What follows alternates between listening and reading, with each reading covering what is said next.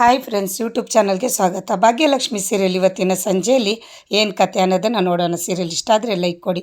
ನನ್ನ ಚಾನಲಿನ ಸಬ್ಸ್ಕ್ರೈಬ್ ಆಗಿಲ್ಲ ಅಂದರೆ ಸಬ್ಸ್ಕ್ರೈಬ್ ಮಾಡ್ಕೊಳ್ಳಿ ಫ್ರೆಂಡ್ಸ್. ಕುಸುಮಾ ಅವರು ಸುನಂದ ಅವ್ರ ಮನೆಯಿಂದ ವಾಪಸ್ ಮನೆಗೆ ಬಂದ ಮೇಲೆ ರೂಮಲ್ಲಿ ಕೂತ್ಕೊಂಡು ಒಡವೆಗಳನ್ನೆಲ್ಲ ಬಿಚ್ಕೊಂಡು ಭಾಗ್ಯ ಅವ್ರ ತಂದೆ ಹೇಳಿದ ಮಾತು ಎಲ್ಲ ನೆನೆಸ್ಕೊಂಡು ಅಳ್ತಾ ಇದ್ದಾರೆ. ಧರ್ಮಣ್ಣ ಕುಸುಮಾ ಅವ್ರನ್ನ ಸಮಾಧಾನ ಮಾಡ್ತಿದ್ರು ತುಂಬ ದುಃಖಿಸಿ ಅಳ್ತಿದ್ದಾರೆ.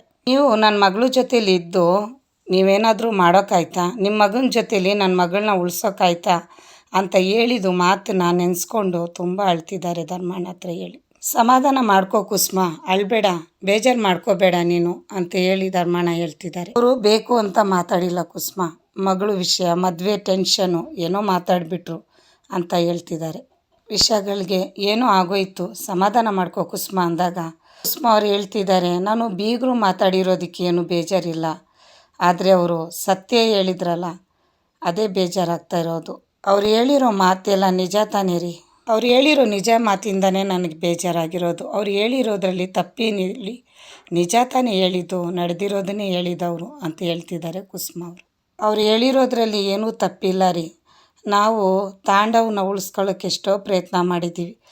ಬಿಟ್ಟೋಗಿದ್ದು ತಾಂಡವ್, ಆದರೆ ಗಂಡ ಬಿಟ್ಟವಳು ಅಂತೇಳಿ ಹೆಸರು ಮಾತ್ರ ಭಾಗ್ಯಗೆ ಅಂತ ಹೇಳಿ ತುಂಬ ಅಳ್ತಿದ್ದಾರೆ. ನಾವು ಅವ್ರ ಮಗಳ ವಿಷಯಕ್ಕೆ ತಲೆ ಹಾಕ್ಬಾರ್ದಿತ್ತು ರೀ. ನನ್ನ ಮನೆ ಸರಿ ಮಾಡೋಕ್ಕಾಗಲಿಲ್ದವಳು ನಾನು, ಆದರೆ ಅವ್ರ ಮಗಳು ಮದುವೆ ವಿಷಯದಲ್ಲಿ ನಾನು ತಲೆ ಹಾಕಿದ್ದು ತಪ್ಪು ಮಾಡಿಬಿಟ್ಟೆ ರೀ. ಬೀಗರ ಮನೇಲಿ ಆಗಿದ್ದ ಅವಮಾನದಿಂದ ಕುಸುಮಾ ಅವ್ರು ಅಳ್ತಾ ಇಲ್ಲ. ಭಾಗ್ಯಗೆ ಇಷ್ಟೊಂದು ಕಷ್ಟ ಆಗೋಯ್ತಲ್ಲ ನಾನಿದ್ದು ಅಂತ ಹೇಳಿ ನೆನೆಸ್ಕೊಂಡು ಅಳ್ತಿದ್ದಾರೆ ಪಾಪ. ಕುಸುಮಾ ಮಾತಾಡಿದ್ದನ್ನೆಲ್ಲ ನೆನೆಸ್ಕೊಂಡು ಅಳ್ಬೇಡ ಕುಸುಮಾ.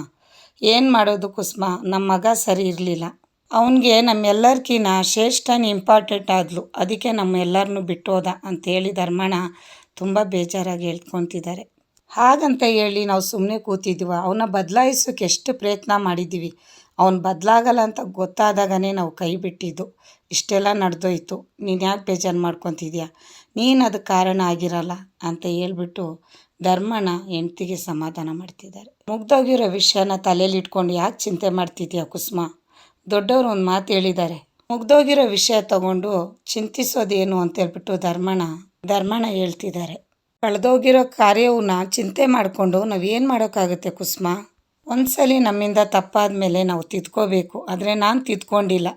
ನಾನು ತುಂಬ ದೊಡ್ಡ ತಪ್ಪು ಮಾಡಿಬಿಟ್ಟೆ ರೀ, ಪೂಜಾ ವಿಷಯಕ್ಕೆ ತಲೆ ಹಾಕಿ ನನ್ನ ಮನೆ ವಿಷಯನೇ ಸರಿ ಮಾಡೋಕ್ಕಾಗಲಿಲ್ದವಳು ನಾನು ಪೂಜಾ ಮದುವೆ ವಿಷಯದಲ್ಲಿ ನಾನು ಹೋಗ್ಬಾರ್ದಿತ್ತು ರೀ ಮಾತಾಡೋಕ್ಕೆ ಅಂತ ಕುಸುಮಾ ಅವರು ತಲೆಗೆ ಹೊಡ್ಕೊಂಡು ಬೇಜಾರಾಗಿ ಅಳ್ಕೊಂಡು ಹೇಳ್ತಾ ಇದ್ದಾರೆ. ನಾನು ಆ ಮನೆ ಮದುವೆ ವಿಷಯನ ಹೆಂಗೆ ತೊಗೊಳಕ್ಕೆ ಹೋದೆ, ನಾನು ನನ್ನ ಮನೆಯಲ್ಲೇ ನನ್ನ ಮಗನ ಸರಿ ಮಾಡೋಕ್ಕಾಗಲಿಲ್ದವಳು ಅಂತ ಅಮ್ಮ ನಾನು, ಆದರೆ ಪೂಜಾ ಮದುವೆ ವಿಷಯಕ್ಕೆ ನಾನು ಯಾಕೆ ತಲೆ ಹಾಕಬೇಕಿತ್ತು ಅಂತೇಳಿ ಬೇಜಾರು ಮಾಡ್ಕೊತೀನಿ. ಕಿಶನ್ ಎಲ್ಲರೂ ಮದುವೆ ಬೇಡ ಅಂತ ಹೇಳ್ತಿದ್ರೆ ನೀನು ಅವಳನ್ನೇ ಮದುವೆ ಆಗ್ತೀನಿ ಅಂತ ಹೇಳ್ತಿದ್ಯಲ್ಲ ಅಂತೇಳಿ ಕನಿಕಾ ಹೇಳ್ತಿದ್ದಾಳೆ ಕಿಶನ್ಗೆ.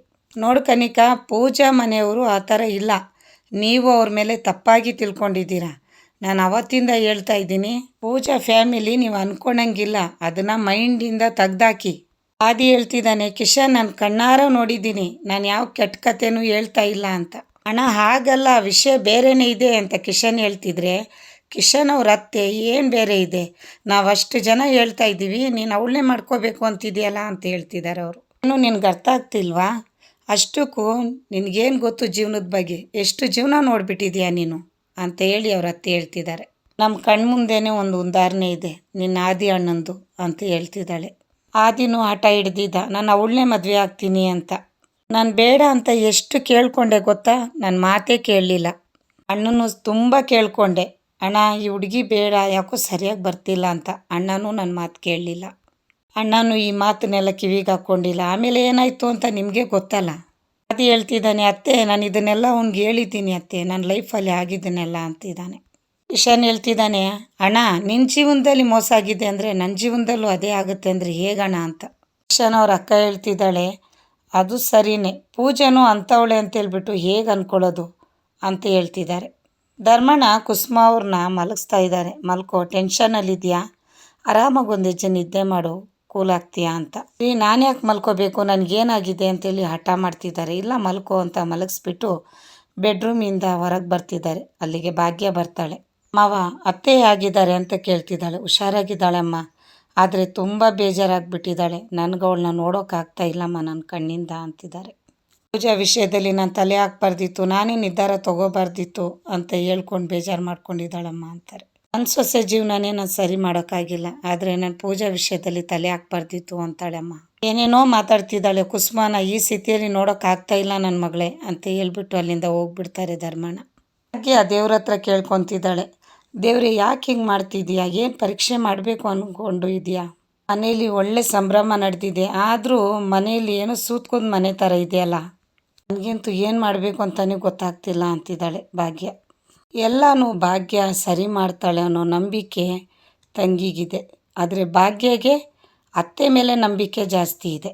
ಕಿಶನ್ ಅವ್ರ ಅತ್ತೆ ಬೆಡ್ರೂಮಲ್ಲಿ ಒದ್ದಾಡ್ತಿದ್ದಾಳೆ. ಮಹಿತಾ ಆಗ್ಲಿಂದ ಅಣ್ಣನ ಫೋನ್ ಮಾಡ್ತಿದ್ದೀನಿ ಎತ್ತುತ್ತಾ ಇಲ್ಲ, ಎಲ್ಲೋಗಿದ್ದಾರೆ ಅಂತ. ಅವರು ಮೀಟಿಂಗ್ ಹೋಗಿದ್ದಾರೆ, ಬರೋ ವಾರ ಇತ್ತು ಮೀಟಿಂಗು, ಮದುವೆ ಇರೋದ್ರಿಂದ ಇವತ್ತೇ ಮೀಟಿಂಗ್ ಹೋಗಿದ್ದಾರೆ ಅವರು ಅಂತ ಹೇಳಿ ಮಹಿತಾ ಹೇಳ್ತಾಳೆ. ಅಷ್ಟೊತ್ತಿಗೆ ಏನೋ ಒಂದು ಪ್ಲ್ಯಾನ್ ಮಾಡಿಬಿಟ್ಟು ಕೂತ್ಕೊಂಡ್ಬಿಟ್ಟಿದ್ದಾಳೆ ಕೆಳಗೆ ಕಿಶನ್ ಅವ್ರ ಅತ್ತೆ. ಆದಿ ಬರ್ತಾನೆ, ಅತ್ತೆ ಯಾಕೆ ಕೆಳಗೆ ಕೂತ್ಕೊಂಡಿದ್ಯಾ, ಎದ್ದಳು ಮೇಲೆ ಕೂತ್ಕೋ ಅಂತ. ಅಮರ್ ಸಾರ್ಗೆ ಎಷ್ಟು ಒಳ್ಳೆ ಮನಸ್ಸಿದೆಯೋ ಮಹಿತಾಗೂ ಕೂಡ ಅಷ್ಟೇ ಒಳ್ಳೆ ಮನಸ್ಸಿದೆ. ಮಹಿತಾ ಅಷ್ಟು ಹೇಳ್ಬಿಟ್ಟು ಸೀದಾ ಹೋಗ್ಬಿಡ್ತಾಳೆ. ಮಹಿತಾ ಅವ್ರ ಅತ್ತೆ ಒಬ್ಬರೇ ಮಾತಾಡ್ಕೊತಿದ್ದಾರೆ. ಮದುವೆ ಆಗಲಿಲ್ಲದೆ ಬಿಡಲ್ಲ ಅವನು, ಹೇಗಾದರೂ ಮಾಡಿ ತಪ್ಪಿಸ್ಲೇಬೇಕು ಅಂತ ಹೊಸ ಪ್ಲ್ಯಾನ್ ಮಾಡ್ತಿದ್ದಾಳೆ ಮಹಿತಾ ಅವ್ರ ಅತ್ತೆ. ಮದುವೆ ಆಗಬಾರ್ದು ಅಂದರೆ ನಾನು ಏನು ಅಂದ್ಕೊಂಡಿದ್ದೀನೋ ಅದನ್ನು ಈಗಿಂದನೇ ಶುರು ಮಾಡಬೇಕು ಅಂದ್ಕೊಂಡು ಕೂತ್ಕೊಂಡ್ಬಿಡ್ತಾಳೆ ಕೆಳಗೆ. ಅಣ್ಣ ಬಂದು ಮದುವೆ ಆಗಲ್ಲ ಅಂತ ಹೇಳಬೇಕು, ಆವಾಗ ನಾನು ಇಲ್ಲಿಂದ ಹೇಳ್ತೀನಿ, ಅಲ್ಲಿವರೆಗೂ ಒಂದು ಲೋಟ ನೀರು ಕುಡಿಯಲ್ಲ, ಊಟನೂ ಮಾಡಲ್ಲ, ಎದ್ದಳೋದು ಇಲ್ಲ ಅಂತ ಹೇಳಿ ಆದಿ ಮುಂದೆ ಆದಿ ಅವ್ರ ಅತ್ತೆ ಹೇಳ್ತಿದ್ದಾಳೆ. ಇಲ್ಲಿ ಪೂಜಾ ಭಾಗ್ಯಕ್ಕೆ ಫೋನ್ ಮಾಡಿದ್ದಾಳೆ, ಅಕ್ಕ ಇನ್ನೂ ಅಪ್ಪನ ಹತ್ರ ನೀನು ಮಾತಾಡಿಲ್ವಾ ಅಕ್ಕ, ಅಪ್ಪ ಅದನ್ನೇ ಹೇಳ್ತಿದ್ದಾರೆ ಅಕ್ಕ, ಮದುವೆ ಮಾಡಲ್ಲ, ನೀನು ಕಿಶನ್ನ ಮರ್ತು ಬಿಡು ಅಂತ. ನನ್ನ ಕೈಲಿ ಕಿಶನ್ನ ಮರೆಯೋಕೆ ಆಗ್ತಿಲ್ಲ ಅಕ್ಕ ಅಂತೇಳಿ ಹೊರಗಡೆ ಬಂದು ಫೋನಲ್ಲಿ ಮಾತಾಡಿಕೊಂಡು ಅಳ್ಕೊಂಡು ಕೂತಿದ್ದಾಳೆ. ಅವರಪ್ಪ ಅಲ್ಲಿಗೆ ಬರ್ತಾರೆ ಮಗಳನ್ನ ಸಮಾಧಾನ ಮಾಡೋಕ್ಕೆ. ಅಲ್ಲಿ ಫೋನ್ ಕಟ್ ಮಾಡಿದ ಮೇಲೆ ಭಾಗ್ಯ ಅಳ್ತಿದ್ದಾಳೆ, ಇಲ್ಲಿ ಪೂಜಾ ಅಳ್ತಿದ್ದಾಳೆ. ಪೂಜಾ ಅವ್ರ ತಂದೆ ಅವಳಿಗೆ ಸಮಾಧಾನ ಮಾಡ್ತಿದ್ದಾರೆ. ನೀನು ನನ್ನ ಕೆಟ್ಟವನು ಅಂದ್ಕೊಂಡ್ರೂ ಪರವಾಗಿಲ್ಲ ಮಗಳೇ, ಆದರೆ ನನಗೆ ನೀನು ಚೆನ್ನಾಗಿ ಬಾಳೋದೇ ಮುಖ್ಯ, ನನ್ನ ತೀರ್ಮಾನ ಯಾವುದೇ ಕಾರಣಕ್ಕೂ ಚೇಂಜ್ ಆಗಲ್ಲ ಅಂತಿದ್ದಾರೆ.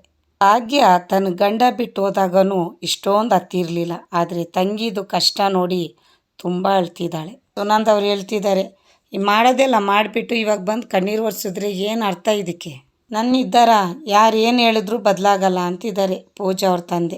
ಪೂಜಾ ಯಾವುದೇ ಕಾರಣಕ್ಕೂ ಆ ಮನೆ ಸೊಸೆಯಾಗಿ ಹೋಗಲ್ಲ, ಈ ಸತ್ಯನ ನೀನು ಅರ್ಥ ಮಾಡ್ಕೊ, ಅವಳಿಗೂ ಅರ್ಥ ಮಾಡಿಸು ಅಂತ ಹೇಳಿ ಪೂಜಾ ಅವ್ರ ತಂದೆ ಎದ್ದೋಗ್ಬಿಡ್ತಾರೆ. ಇಲ್ಲಿ ಪೂಜಾ ತಾಯಿನ ತಪ್ಕೊಂಡು ಅಳ್ತಿದ್ದಾಳೆ. ಪೂಜಾ ಯಾವ ತಪ್ಪು ಮಾಡಿಲ್ಲ, ಎಲ್ಲರೂ ಸೇರಿ ಪೂಜಾ ಮನಸ್ಸಲ್ಲಿ ಪ್ರೀತಿಯನ್ನು ಚಿಗುರಿಸ್ಬಿಟ್ಟು ಈಗ ಪೂಜೆಗೆ ಎಲ್ಲರೂ ಸೇರಿ ಶಿಕ್ಷೆ ಕೊಟ್ಟಂಗೆ ಆಗ್ತಿದೆ. ಭಾಗ್ಯ ಒಂದು ಮೂಲೆಯಲ್ಲಿ ಕೂತ್ಕೊಂಡು ಅಳ್ತಿದ್ದಾಳೆ. ಕಿಶನು ಭಾಗ್ಯಗೆ ಮಾತು ಕೊಟ್ಟಿದ್ದು, ಆದಿ ಮದುವೆ ನಿಲ್ಲಿಸು ಅಂತ ಹೇಳಿದ್ದು, ಕಿಶನ್ ತುಂಬ ಒಳ್ಳೆ ಹುಡುಗ ಅಂತೇಳಿ ಪೂಜಾ ಹೇಳಿದ್ದು, ಆದಿ ಅವಳ ಮೇಲೆ ದುಡ್ಡು ಸುರಿಸಿ ಮದುವೆನ ನಿಲ್ಲಿಸು ಅಂತ ಹೇಳಿದ್ದು, ಕನಿಕಾ ಮಾತಾಡಿದ್ದು ಎಲ್ಲ ನೆನೆಸ್ಕೊಂಡು ಬೆಡ್ರೂಮಲ್ಲಿ ಅಳ್ಕೊಂಡು ಕೂತಿದ್ದಾಳೆ ಭಾಗ್ಯ. ಇವತ್ತಿನ ಕತೆ ಮುಗೀತು. ನಾಳೆ ಸಂಚಿಕೆಯಲ್ಲಿ ಏನು ಕತೆ ಅನ್ನೋದನ್ನು ಹೊಸ ಕತೆ ಒಂದಿಗೆ ಬರ್ತೀನಿ. ಬಾಯ್.